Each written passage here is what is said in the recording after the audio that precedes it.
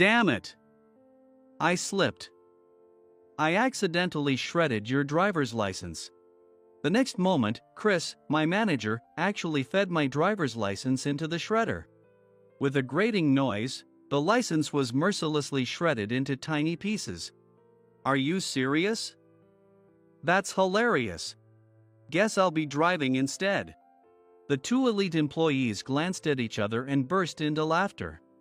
Chris, as if mocking my frozen expression, continued in an icy tone. You're useless here anyway. It's not like you're going to contribute to the negotiations. You're just dead weight. A nobody from an unknown college. A wave of humiliation and helplessness swept over me. It felt as though all my efforts and struggles had been invalidated in a single moment. My chest tightened, and I couldn't muster a word, choking on my frustration. I had no choice but to endure it. Yet, the condescending look in Chris's eyes ignited a rebellious spark within me. I couldn't let myself accept this humiliation. Trying to sound calm, despite my trembling voice, I said, "Then I'll stay." This action by Chris would later lead to an unforeseen turn of events. My name is Kevin, and I'm 33 years old this year. After graduating from an unknown private university that nobody knows, I landed my current job. Back in high school, I had no aspirations for the future and saw no appeal in attending college. But my parents persistently pushed me to study, and begrudgingly, I ended up applying for universities. Having no interest in academics, I wasn't prepared, nor did I make much effort. I slacked off. As expected, reality hit hard, and I didn't even come close to getting into a reputable university. The school I got into was one few people had even heard of. My parents were happy regardless, but I honestly didn't care. Still, I felt a small sense of relief knowing I had been accepted somewhere. When I started college, I found the campus surprisingly lively, with packed classrooms and bustling activity. I tried my best to adapt to this new environment, but I couldn't shake the feeling that something was missing. Amid all this, I decided to take up a part-time job to earn some spending money. I chose a small local restaurant that opened just before lunch. It was the perfect size for a student like me. At first, the job was just a way to make money. I worked without much enthusiasm, simply following orders and waiting for the hours to pass. However, my mindset began to change as I spent more time around Marcus, the restaurant's manager. Marcus always approached his work with seriousness and sincerity. His attitude went beyond the scope of simply running a restaurant. Every day, he focused on customer satisfaction and put great effort into training the staff. At first, I found it exhausting, but little by little, I started to be influenced by him. One day, Marcus said to me, "Let's work together to make today a day our customers will be glad they came." Though it wasn't a specific directive, his words had an inexplicable power. After that, I began to take my job more seriously. Even during the busiest times, when I wanted to quit out of sheer frustration, Marcus's presence kept me going. He was always calm, always smiling, and never stopped thinking about the customers, no matter the circumstances. It was refreshing to see, and I even started to think I wanted to become an adult like him someday. While there was value in what I learned at college, my part-time job became more like a real-world school where I learned about work ethics and attitudes. Marcus's influence steadily changed my perspective on work. Through the job, I learned about the challenges of customer service, the importance of teamwork, and what it truly meant to take responsibility. But the most impactful lesson was watching Marcus's dedication to ensuring customer satisfaction, always working with a smile. That left a lasting mark on me. For me, Marcus's work ethic became an ideal to aspire to. One particularly busy lunch shift, the restaurant was packed with students and nearby office workers. While everyone was bustling around, Marcus continued to smile and calmly gave instructions. On busy days, both the kitchen and the dining area often found themselves short on breathing room. When a new kitchen staff member struggled with their tasks, Marcus quickly stepped in to assist. "Leave this to me. You all focus on welcoming the customers," he said. giving the rookie simple instructions before swiftly preparing the food effortlessly. His demeanor remained calm and warm as always, putting not just the rookie but the entire staff at ease. That same day, we faced another challenge. A piece of equipment broke due to a staff member's mistake. Under normal circumstances, such a situation might have led to panic, but Marcus kept his composure. "Don't worry. Let's figure out the next step," he said with a smile, never blaming anyone. He quickly came up with an alternative plan and issued precise instructions. Thanks to his wealth of experience, the impact of the problem was minimized. When a staff member fell ill, Marcus immediately urged them to rest and adjusted everyone's workloads to prevent added strain on the team. Marcus, who always cared about the well-being of his employees, brought a warm, family-like atmosphere to the workplace. In addition to ensuring customer satisfaction, he created an environment where everyone could work comfortably. Watching Marcus's approach inspired all of us. We began to take pride in our work and naturally found meaning in it. The positive energy he brought to the team seemed to radiate throughout the restaurant, even reaching the customers. Marcus never forgot to express gratitude. "Thanks for your hard work today," he'd say to everyone at the end of a shift. It might have been a small gesture, but it meant a great deal to us, serving as a source of motivation. From Marcus, I learned that working isn't just about efficiency or results, it's about how we collaborate as a team and care for one another. His work ethic and philosophy remain deeply ingrained in my heart to this day. After my university classes, I'd head to the restaurant, put on my uniform, and think about the flow of the day while recalling Marcus's teachings. Watching how Marcus worked made me want to grow and change myself.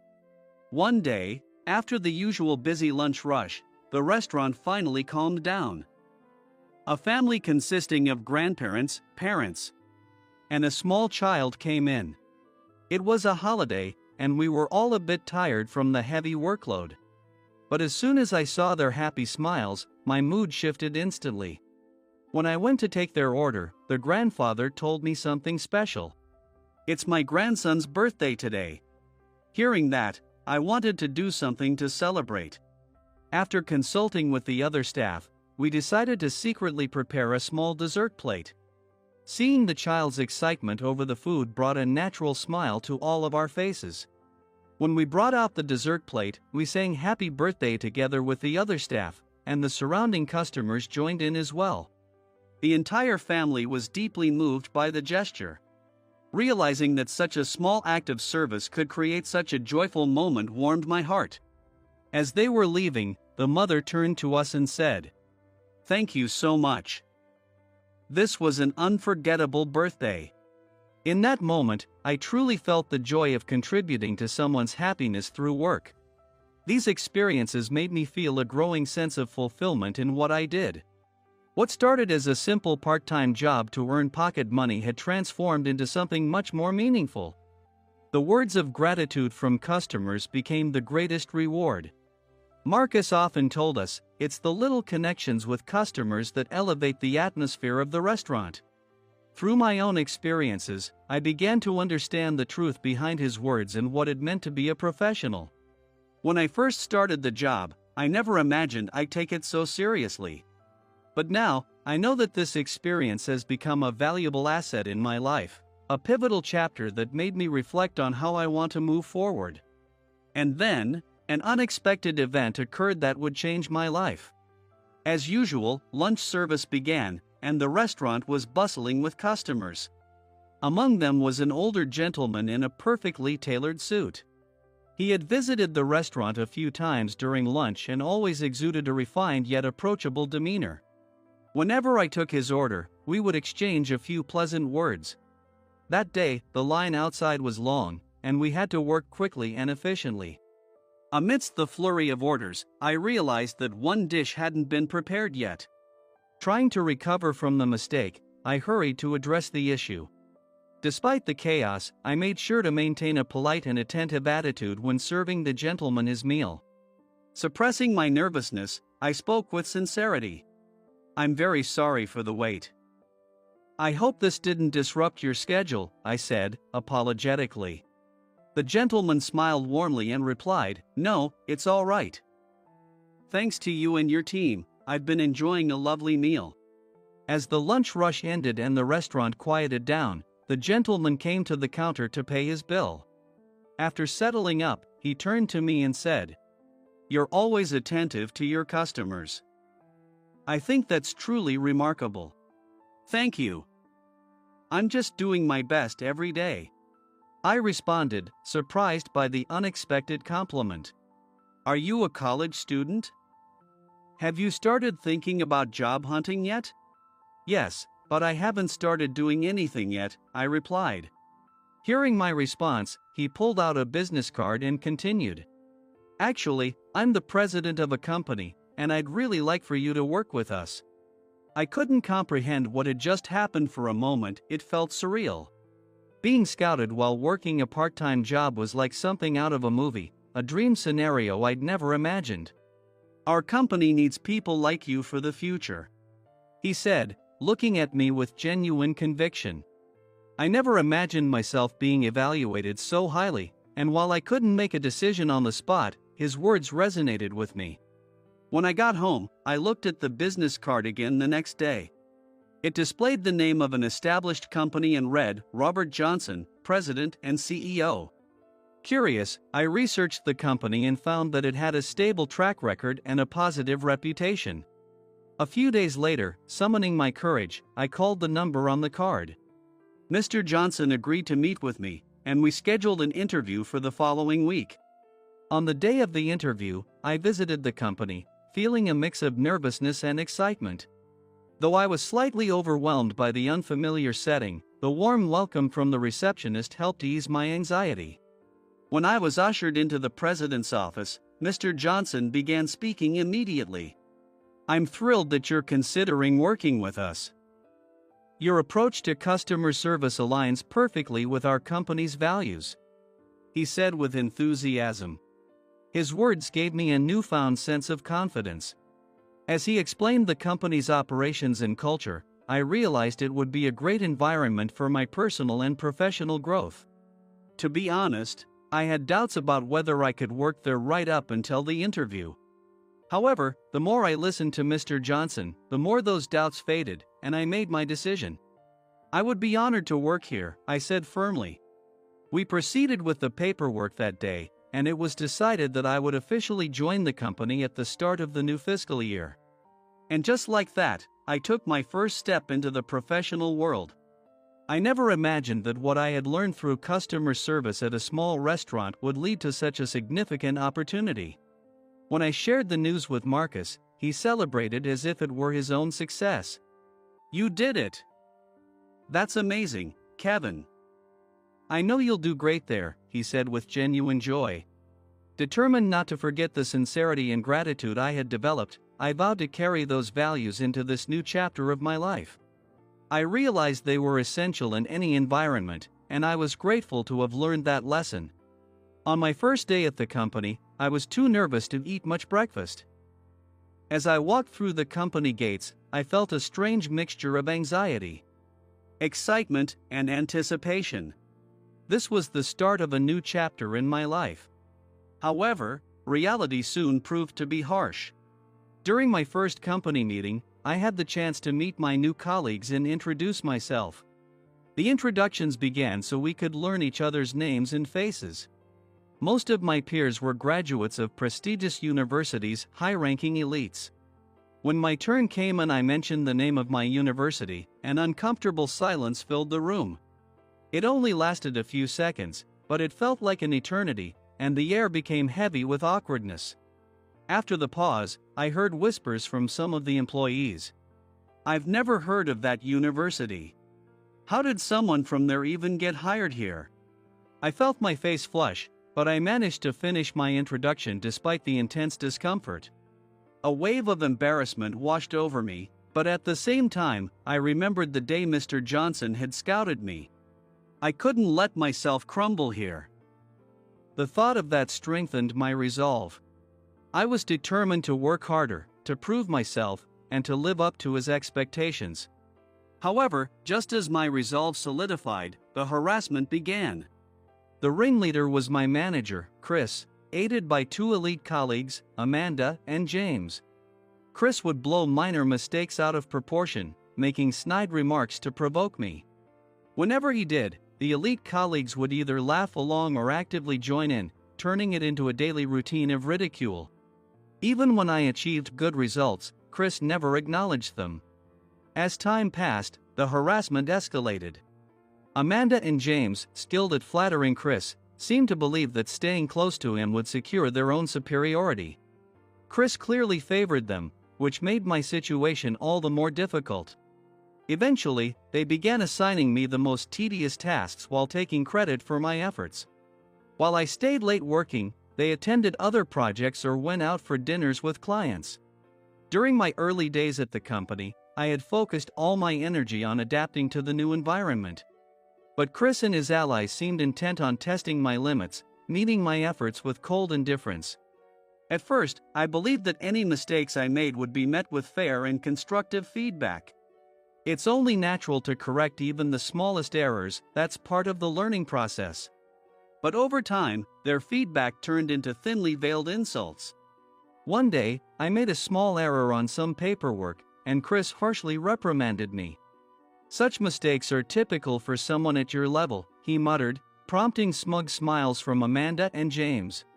It felt as though they weren't just criticizing my mistake, but my entire worth as a person. Chris continued to find reasons to fault me. Even when the responsibility lay elsewhere, I was the one who was blamed. "You're the newbie, you should have been more cautious," he'd say, twisting the facts to suit his narrative. This led to a noticeable shift in how others in the office perceived me. Their gazes grew colder, and whispers of doubt spread. Amanda and James resorted to subtler methods of sabotage. One day, I discovered that someone had removed crucial documents from my desk. I was sure I had double-checked everything the night before. But during a meeting, the missing files came to light, and I was held responsible.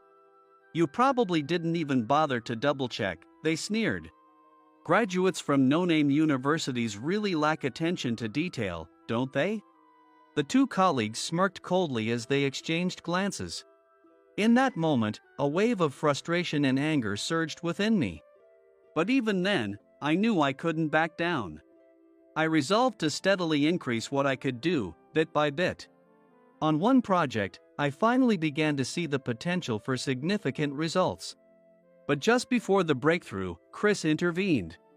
"This project is too advanced for you," he said, reassigning it to Amanda and James.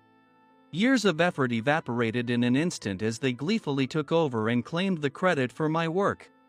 I was powerless to stop them, forced to watch as my efforts were stolen right in front of me.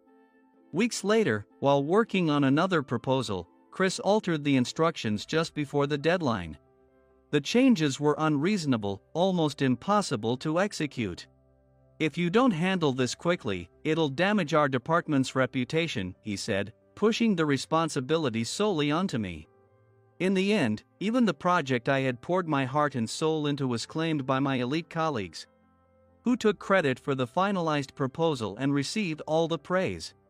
To make matters worse, there was an incident where an important client meeting was supposedly cancelled. Chris used it as an excuse to blame me. "This wouldn't have happened if you had coordinated properly," he said. However, the truth was that the elite colleagues had deliberately excluded me from the communication and proceeded with the meeting themselves. The meeting had never been cancelled. These small, calculated schemes piled up, gradually wearing down my spirit. Even so, I didn't give in. The reason I could keep going was because of Mr. Johnson, who believed in me and became my source of strength. Mr. Johnson was the only one who consistently recognized and valued my unwavering efforts. I wanted to overcome these hardships, prove my capabilities, and show that my presence here wasn't a mere coincidence.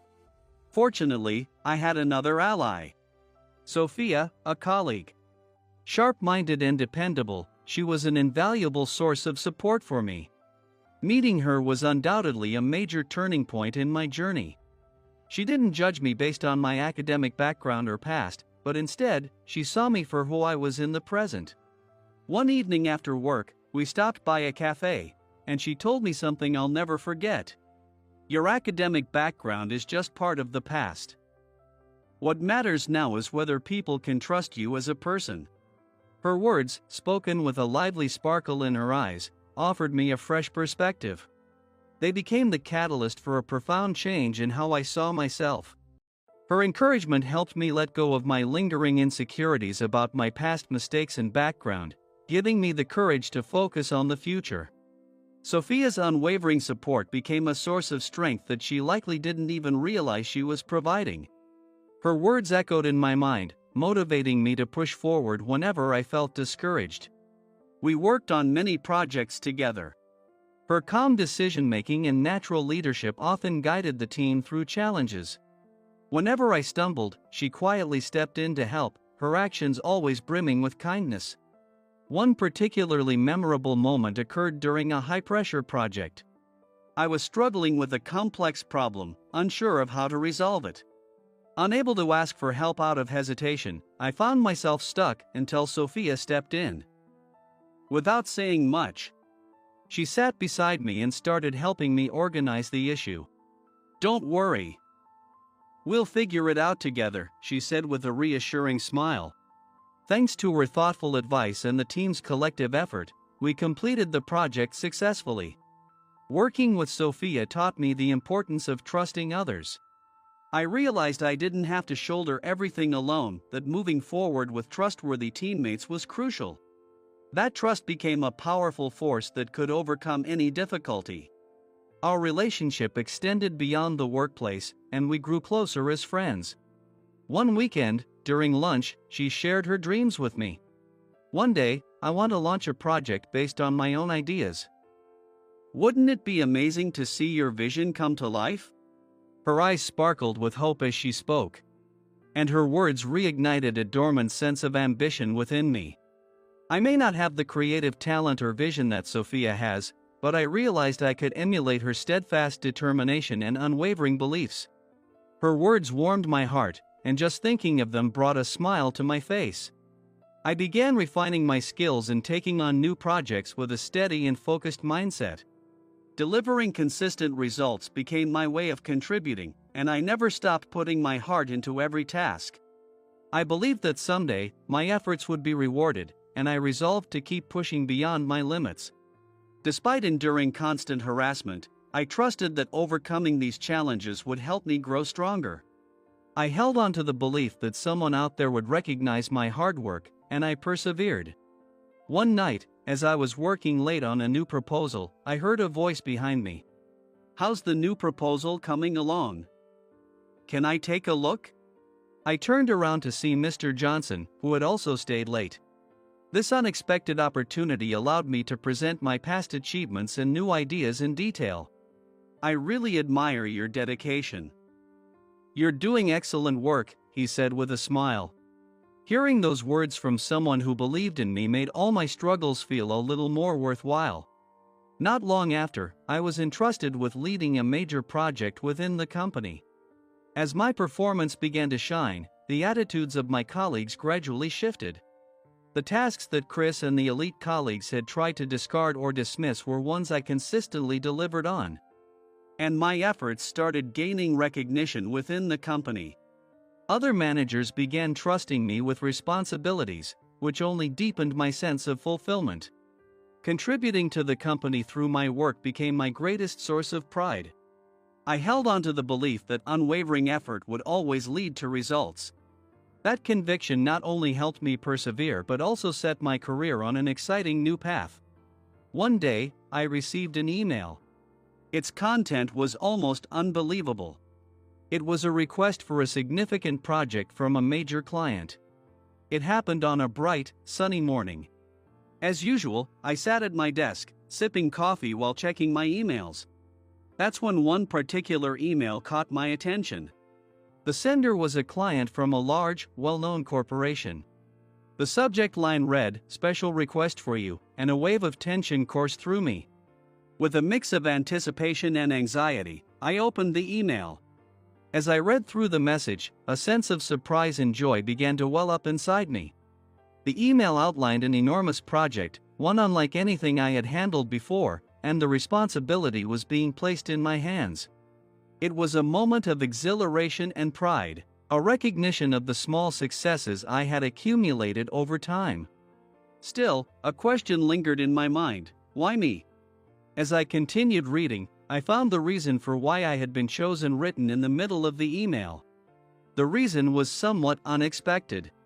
It was because of a particular action I had taken during a previous project that had been highly valued. I couldn't immediately tell what they were referring to, but as I read further, I realized it was probably about that project. It was a project where the team was struggling to unite and faced significant challenges. With the schedule tightening and pressure mounting daily, there was still no clear solution in sight. The team's morale was low, and it was obvious that everyone was frustrated. I was driven by an overwhelming desire to make this project a success. So, I took it upon myself to step into the role of leader, strengthening communication with the team and exploring ways to maximize each member's strengths. To make it easier for everyone to open up, I invited each member individually to a cafe, encouraging them to order whatever they liked. We started with casual conversations about their favorite menu items.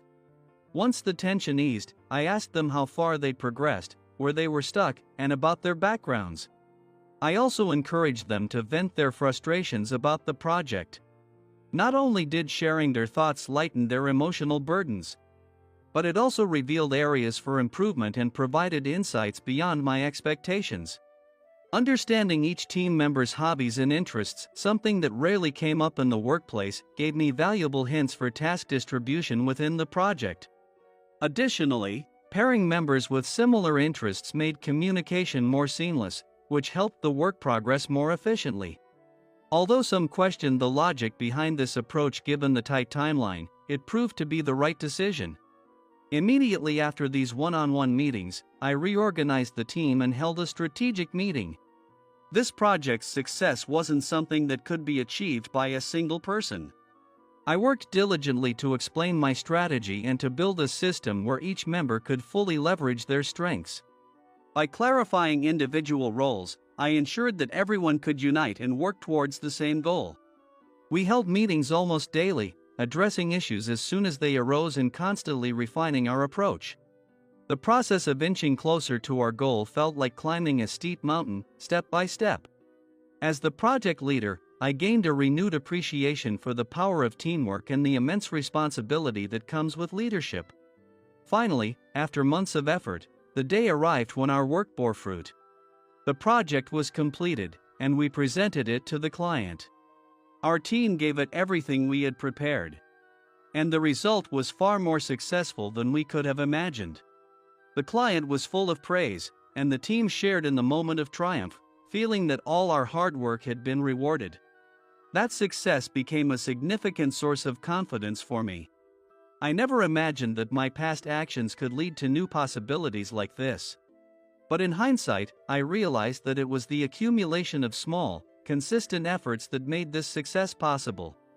The current request, it seemed, was a direct result of the feedback from the client during that earlier project. I never expected that my actions back then would create such a positive reputation. I quickly began drafting a reply to the email. I am fully committed to this project and will dedicate myself to earning your trust. Once I hit the send button, a deep sense of enthusiasm for the project began to burn within me. A few days later, I visited the client's office to discuss the project details. Located in the heart of the city, the building had an exterior that exuded sophistication and solidity. As I stepped inside, the excitement and nervousness I felt grew even stronger. After checking in at reception, I was escorted to a meeting room. The space was bright with natural light streaming through large glass windows, and the elegant interior design created a welcoming and comfortable atmosphere. Before long, the person in charge I had worked with previously appeared. He greeted me with the same friendly attitude I remembered, and the meeting began. "This project is very important to us. "We're counting on your leadership," he said. He then went on to explain the project's objectives, schedule, budget, and other intricate details. As I listened to everything being laid out, I was momentarily overwhelmed by the sheer scale of the challenge. Yet, even more than that, I felt a growing sense of purpose and excitement. The success of this project would not only contribute to the company but also be a stepping stone for my own growth and future opportunities. Knowing that the client had recognized my past efforts and trusted me with this new responsibility boosted my confidence immensely. The weight of this responsibility was undeniably heavy, but it was this very pressure that motivated me even more. I also learned that not only Mr. Johnson but also its chairman, Mr. Anderson, had high hopes for this project. In fact, within the company, this was seen as a key initiative led by Mr. Anderson himself, drawing significant attention. The core members chosen for the project team included Chris, Amanda, James, the two elite colleagues, and me. It quickly became clear that this project was both highly complex and carried significant responsibility, filling me with both a sense of purpose and an underlying unease. The unease stemmed from the fact that my team consisted of the three people who had made my life difficult. Nevertheless, I saw this as a prime opportunity to prove my abilities, so I shifted my focus entirely to the project. As part of the project's first phase, I was assigned to conduct on-site research. This was followed by numerous meetings with persons in charge from the client company to clarify their every need and expectation. On-site visits were essential for gathering information that couldn't be captured through desk work alone, including subtle nuances that required careful discussion. Every day, I came home utterly exhausted, but the insights I gained proved invaluable later. Meanwhile, Chris and the two elite colleagues were busy drafting documents and planning strategies back at the office. While they seemed occupied with paperwork, they made no effort to participate in field research or meet with the client. "Field work must be tough, huh? You don't need to go in person when you've got documents to reference," they casually remarked, sounding nothing like responsible project members. During this time, I was juggling both my regular duties and the project responsibilities, effectively doubling my workload. Late nights became routine, and the fatigue piled up with each passing day. Chris, Amanda, and James, on the other hand, stuck to their usual tasks and contributed little to the project. What's worse, as my overtime hours increased, their remarks became increasingly absurd. "Working a lot of overtime, huh?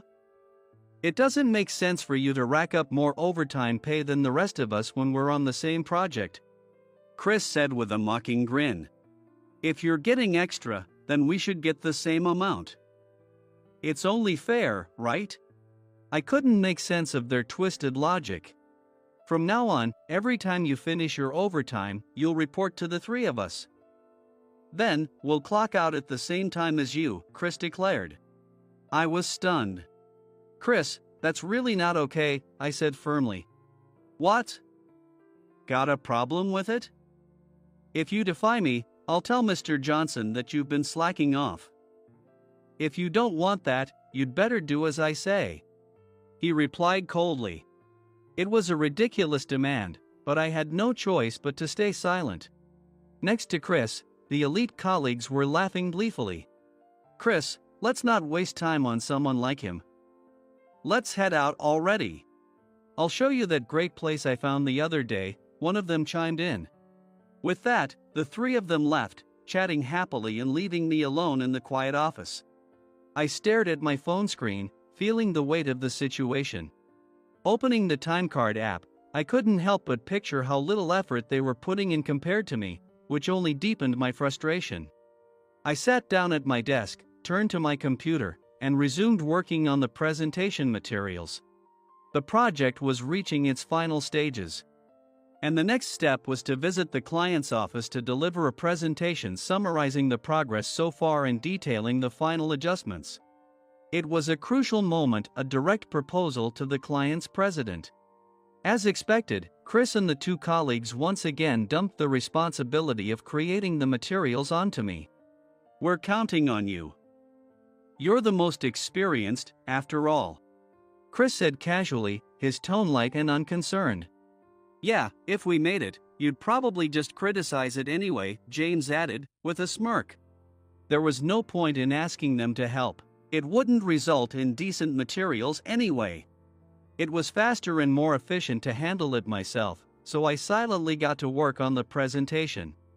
As I focused on the task, Sophia, the colleague who never judged me for my academic background, approached me.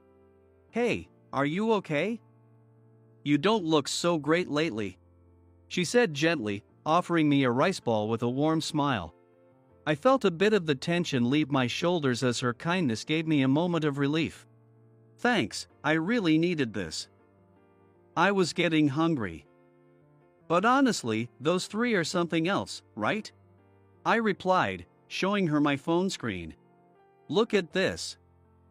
I have to report to them every night when I clock out. It's driving me crazy." "Every single night? That's awful," she said, shocked. "Is there anything I can do to help?" I appreciated her offer, but I shook my head. The presentation materials contained confidential information, and I felt it was my responsibility to complete them on my own. Even so, just having her there made me feel a little less alone. The pressure was immense, so much so that I sometimes dreamed about working, even in my sleep. However, this was also my chance to make the most of all the research I had done so far. I worked on the presentation materials until the very last train home. To create materials that accurately reflected the client's needs while being clear and persuasive, I had to repeatedly refine the information and review the presentation's flow. After several days of relentless effort, I finally completed the presentation materials. Each night, I stayed late at the office, only to collapse into bed as soon as I got home. Often, I barely ate, and the accumulated fatigue left me dizzy at times. Still, knowing that this presentation could determine the project's success, I refused to compromise on anything. Completing the materials felt like achieving a major milestone. But I was filled with tension about how the presentation would be received. A compelling and convincing presentation was critical to winning the client's full approval and ensuring the project's success. I was determined to give it my all. On the day of the presentation, I felt a mix of excitement and nerves that made it impossible to stay calm. I had arranged to rent a car to travel to the client's office. And as the time to depart approached, something completely unexpected happened. "Damn it!" I slipped. "I accidentally shredded your driver's license," Chris said with a smirk, looking directly at me. The shredder let out a grinding sound as my license was ruthlessly torn to pieces. I stood there, stunned, unable to process what was happening. The two elite colleagues glanced at each other and burst into laughter. "Are you serious? That's hilarious. Guess I'll do the driving then," one of them joked mockingly, volunteering with an exaggerated tone. Then Chris turned his icy gaze on me and delivered a cold, cutting remark. "You're unnecessary. You're just dead weight, doesn't matter if you're here or not. A nobody from an unknown university like you is just a burden." His words cut deep, and a wave of humiliation and helplessness washed over me. It felt like all my effort and hard work had been dismissed in an instant. My chest tightened with frustration, and I was too choked up to respond. I could only stand there, frozen. But I couldn't let myself accept this humiliation. Anger welled up from the depths of my heart, but I swallowed it back, forcing myself to speak in a trembling voice. "Then I'll stay." Chris's contemptuous gaze only fueled the fire of defiance within me. No matter how much they looked down on me, I would prove my worth on my own terms. As I watched Chris and the two elite colleagues leave for the meeting, I reaffirmed my resolve. I wouldn't let my hard work go to waste. No matter what, I would secure success. After they departed, I focused on what needed to be done and decided to take action. What happened next was something I learned about a month later from my supportive colleague, Sophia. Chris and the two elite colleagues arrived at the client's office, walking confidently into the meeting room. There, they were greeted by the client's president and his son. The son looked at the three of them curiously and asked, "Oh, you're the ones who came? That's odd, I was told someone else was handling this." "Because, well, you three are." Before he could finish, Chris interrupted, cutting him off mid-sentence. "Well, you see, that guy made an unbelievable mistake just before we left. He shredded his driver's license. So, the three of us came in his place," Chris explained, brimming with false confidence. "He's just a nobody from an unknown university. We, with our prestigious backgrounds, will handle the presentation," Chris declared confidently. With that, he set up the computer and began the presentation using the materials I had prepared. However, as soon as he started, Chris became flustered and stumbled over his words. "Wait, there aren't enough explanations here. Where's file 3? I had designed the materials to be concise, focusing on key points while leaving the detailed explanations for verbal delivery to avoid a dull presentation." "That's not it, Chris," James said, trying to help. "That file has a different name." "Shut up. Don't contradict me." Losing his composure, Chris began taking out his frustration on James, who was trying to help. "Wait, wasn't this where we were supposed to adopt Plan A?" "No, that's wrong. It was switched to Plan B. I thought we agreed on Plan C." The three of them descended into a heated argument right there in the meeting. At that moment, the client's son, who had been quietly observing, finally spoke. "That's enough. We've seen all we need to. As it turns out, the report we received was accurate. Earlier today, we were informed by your company that the three of you have been terminated effective immediately," the client's son said calmly. The three of them froze, their faces blank with confusion.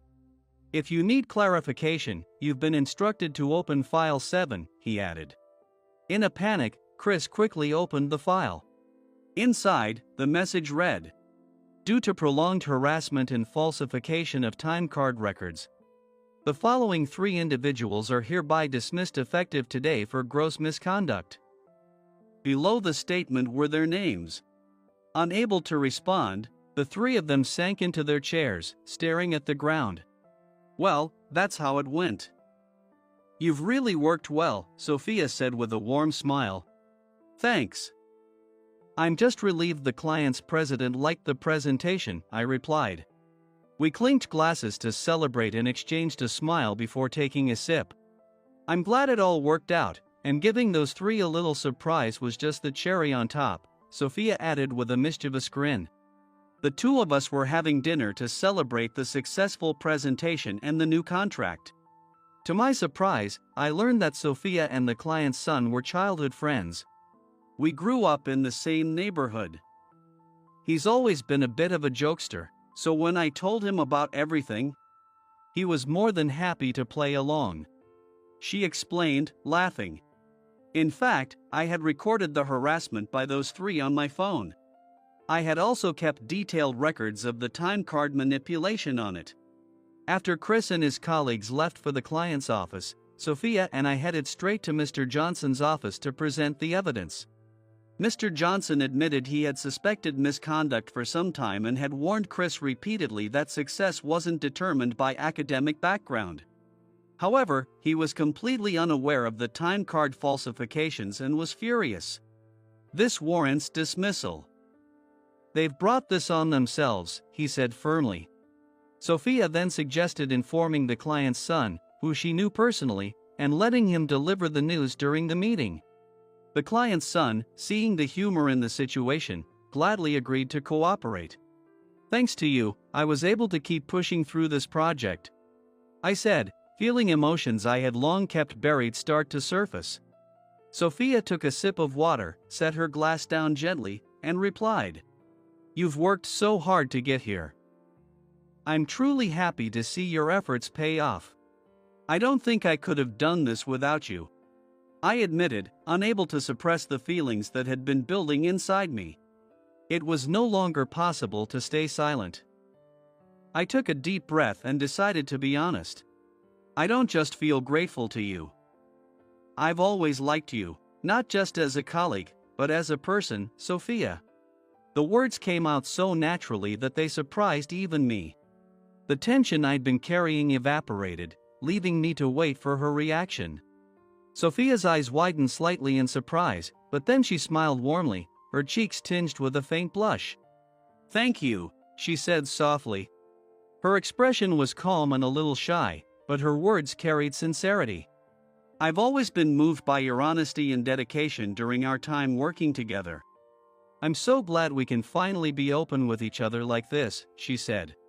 We shared a quiet smile and turned to look out at the night skyline, the city lights twinkling like a celebration just for us. It felt as though all the struggles and hard work leading up to this moment had been worth it. "Let's keep moving forward together," she said gently.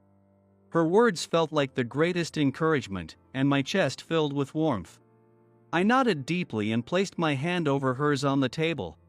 The glittering nightscape seemed to bless our newfound connection, shining endlessly as we sat there, ready to face the future together. Together. Together. Together. Together. Together.